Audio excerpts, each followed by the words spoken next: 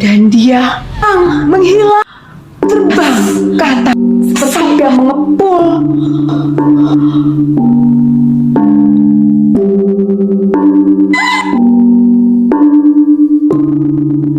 Pergi!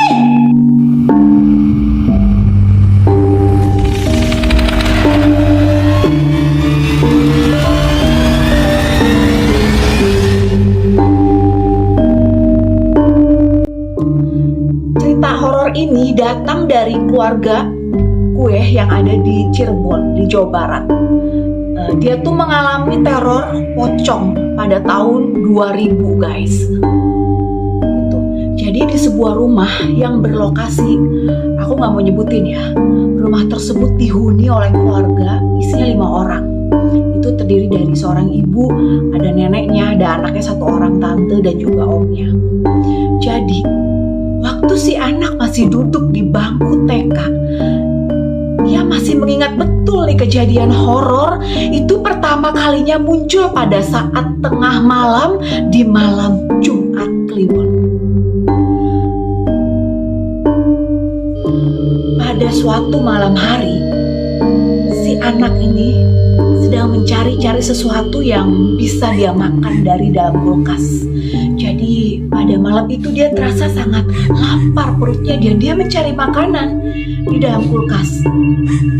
Lalu di dekat kulkas itu ada gorden persis di sebelah kulkas, karena ada jendela yang lumayan besar di sana, dan jendelanya itu seperti ada 2 pintu. Nah, saat kemudian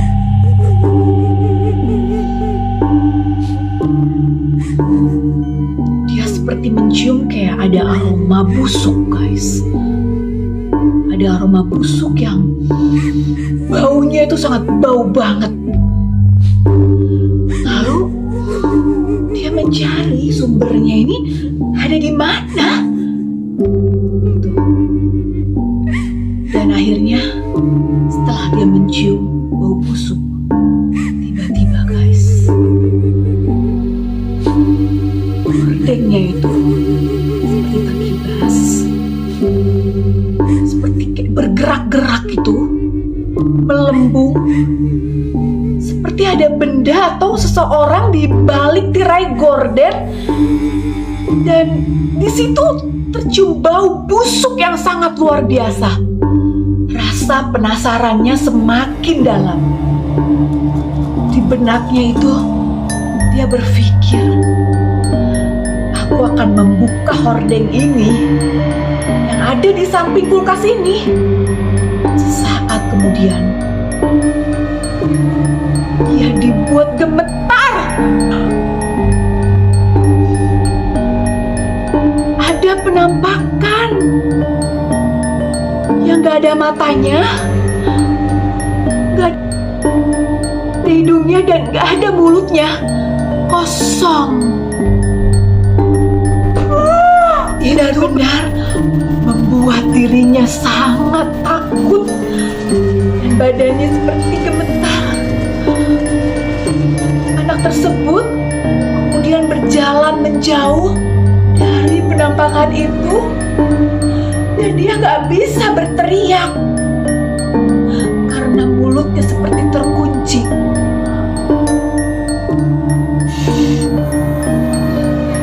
Bahkan jangankan dia mau berteriak, sepatah kata pun tak bisa keluar dari mulutnya. Oh my God! Ia kemudian langsung balik badan dan jalan menuju kamar neneknya. Yang pada saat itu neneknya itu sedang tertidur sangat lelap. Lalu begitu dia sampai di kamar neneknya, bukannya dia merasa aman, tetapi teror kembali berlanjut. Lalu guys, bahkan di dalam kamar neneknya pun dia melihat yang lebih jelas lagi. Dan tentunya ini lebih menakutkan lagi dan sangat mengerikan banget guys. Penampakannya lebih serem lagi. Kata dia gini, aku gak pernah nangis selama aku melihat hal-hal kayak begitu, aku nggak pernah nangis. Tapi ketika aku tiba-tiba mendengar suaranya, aku langsung takut banget dan aku langsung nangis dan sampai akhirnya nenekku bangun dan mamiku juga ikut bangun sampai akhirnya semua orang-orang pada bangun dan nyamper datang ke kamar aku itu, ke kamar nenek. Setelah orang-orang datang ke kamar nenek, lalu si pocong menghilang. Menghilangnya itu seperti kepulan asap yang lompat ke atas lalu dia seperti menghilang. Dan dia menghilang, terbang ke atas seperti asap yang mengepul.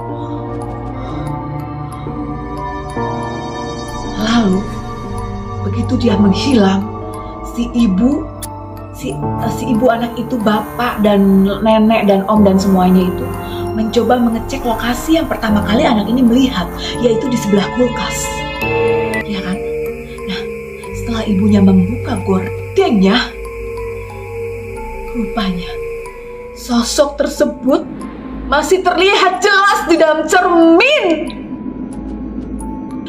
dan itu membuat mereka kalang kabut, bingung banget dan ketakutan, kecuali sang ibu. Sesaat kemudian ibu berlari ke atas. Kemudian ibu mengambil sebuah pusaka yang dia simpan di dalam loteng. Pusakanya itu menyerupai golok. Golok tersebut ada 1 pasang dan semuanya dibalut oleh kain hitam dan kain putih. Lalu setelah itu ibu turun ke bawah. Kemudian ibu mengambil nenek, menjemput nenek dan menggendongnya untuk naik lagi ke atas. Di atas di sana berkumpullah sanak saudara lain yang masih kebingungan dan masih ketakutan. Suara gaduh terdengar layaknya benda-benda barang pecah belah yang jatuh dan seperti prang gitu kan.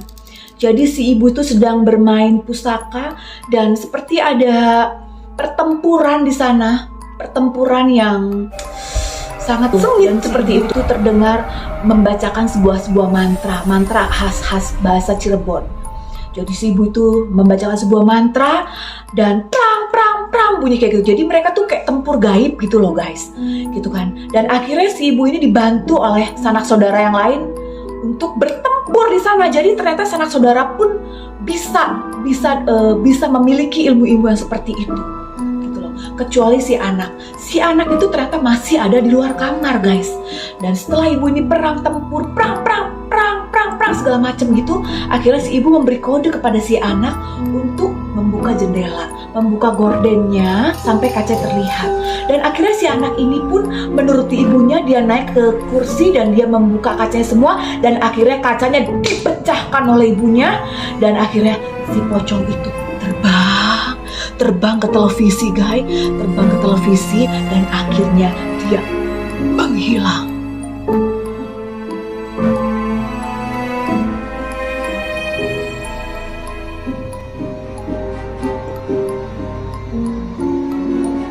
Cerita teror pocong sudah selesai.